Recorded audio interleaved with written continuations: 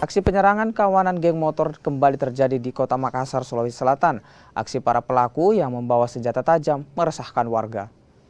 Inilah rekaman kamera pemantau atau CCTV saat kawanan geng motor menyerang permukiman warga di Jalan Basok Dae Ngawing, Kecamatan Tamalate, Kota Makassar.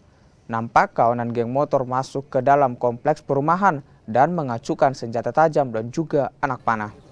Teror kawanan geng motor ini mulai meresahkan. Warga berharap pihak kepolisian segera melakukan tindakan. Ada penerang motor dari sana, 3 motor. Langsung saya tanya, kau lari-lari pasti musuhmu itu.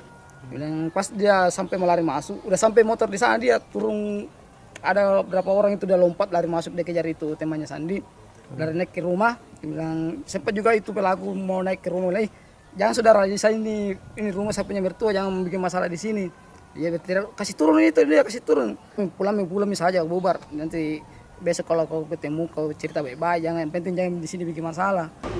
Untuk korban jiwa, korban materi sampai sekarang belum ada dan tidak ada yang melapor.